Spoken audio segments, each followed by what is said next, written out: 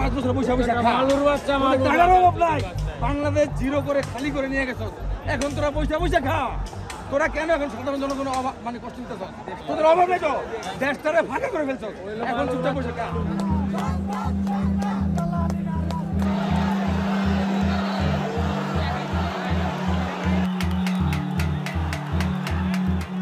A terrorist organization? No. I have my accountability to people, to the people.